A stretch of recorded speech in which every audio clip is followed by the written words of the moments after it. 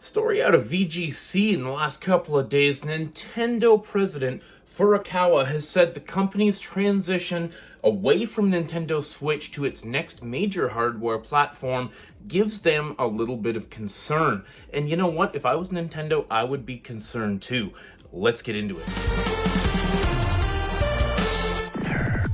We're going to go through the VGC article here and talk about what Furukawa said about the future for the Nintendo Switch ecosystem, the platform, the next generation. But I want to talk a little bit about why Nintendo really should be concerned going forward into the next generation, and why perhaps Nintendo has been so silent lately about all the rumors about things like Switch Pro, Switch 2, whatever, that we constantly hear growing up. YouTubers and all over the internet, everybody's always talking about this next generation. What's next for the Nintendo Switch? Well, Nintendo has had a rough history, despite the fact that they are hugely loved and adored as a fantastic game developer. As far as software goes, they make fantastic software, and they've made some really decent hardware over the years too. But Nintendo has not always been successful. Going back to the NES,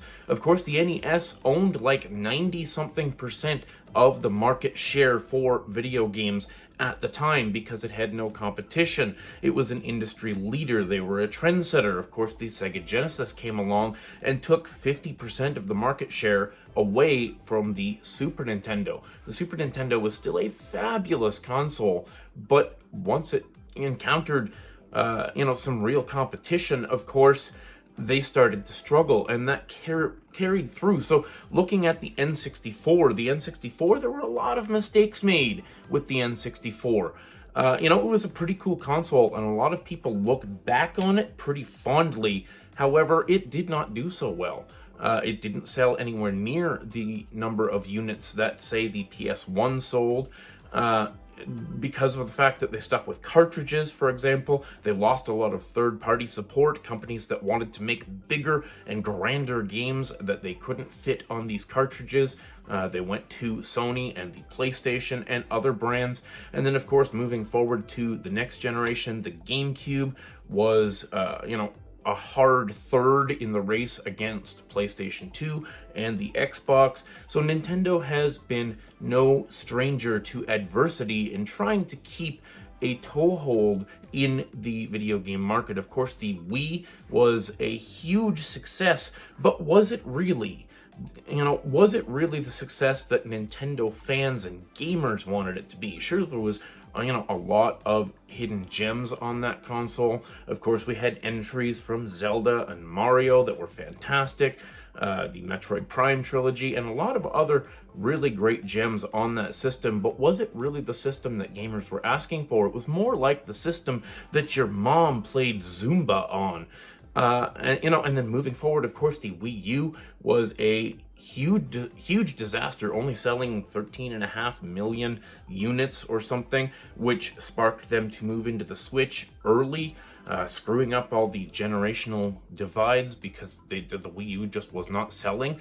So here we are at the Switch, a system that is, again, like the Wii, very successful, and successful because they did something innovative, something new in the market with the hybrid situation, being able to play on the go and on a home console. But you still have to look at the fact that in the last generation, the last couple of generations, Nintendo had a handheld system and a home system. If you look back a few years ago, during the Wii and Wii U, we had the DS and the 3DS alongside the Wii and the Wii U. The DS sold 150 million units, and I believe the 3DS sold about 85 million units, and that's alongside the sales of the home consoles. Nintendo doesn't have that anymore. So while it's pretty impressive that we're seeing now the numbers that the Nintendo Switch has capped 107 million, give or take, as of the last numbers that we got,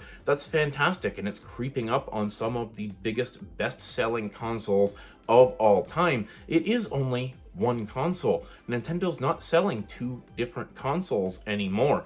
So, you really gotta wonder, with all their eggs in one basket, how are they going to transition into the next generation? What are they going to do? Let's look at the VGC article. I'll read it to you and we will discuss.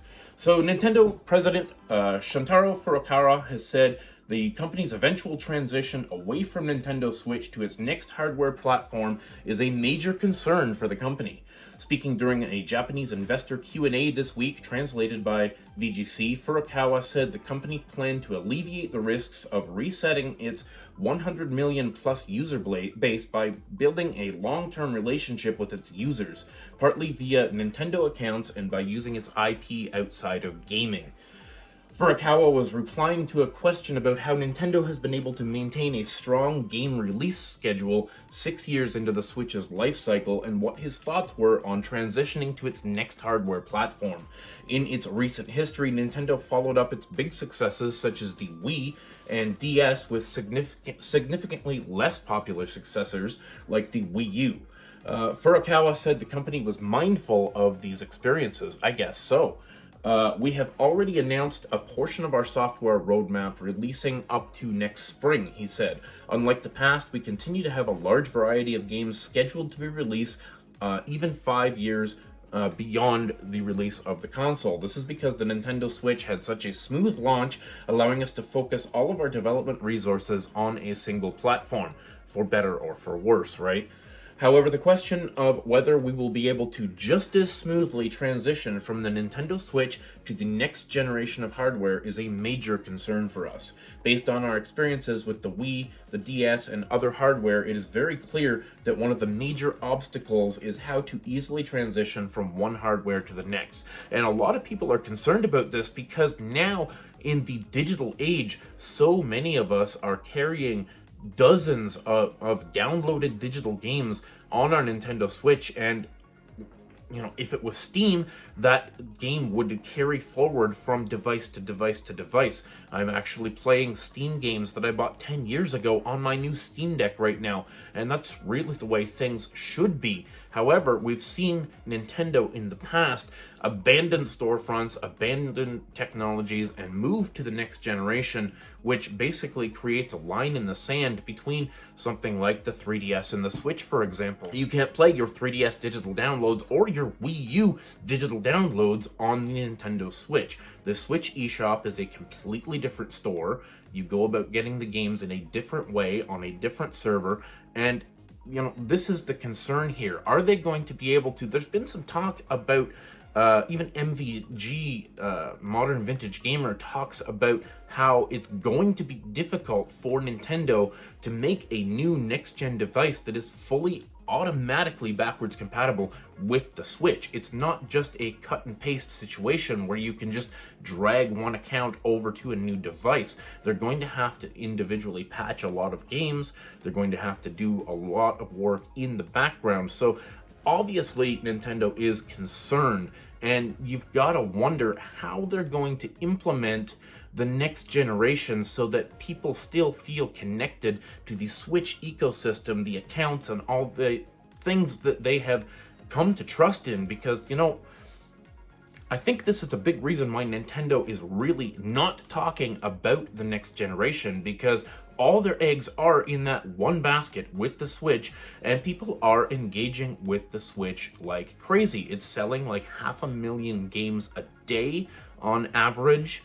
They've sold over 107 million consoles, and it keeps going and going. They're continuing to sell 25 million consoles per year. Projected for this year, 24 million they're projecting in Switch hardware. So why would they want to move to the next generation and take that risk of losing some of the player base, of dividing the player base between Generation 1 and Generation 2, unless they can find some way to seamlessly move everyone forward? And that brings a lot of people have talked about the kind of smartphone idea of having these incremental generations that are basically the same, hardware, the same ecosystem that just upgrades in power a little bit and a little bit.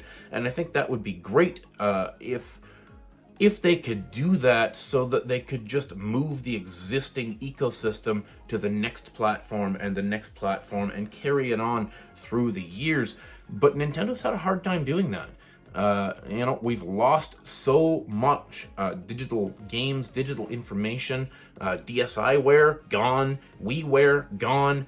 And people need to be able to trust when they invest huge amounts of money in these digital libraries on these storefronts that they are going to be able to maintain access and carry access forward into future consoles. Just like I said about Steam, I can buy a game in 2016 on Steam on an old Windows 10 machine, and I can play that same game on Windows 11 on a completely different machine, or I can play it on my Steam Deck, or maybe if it's compatible, I can play it on Mac or Linux.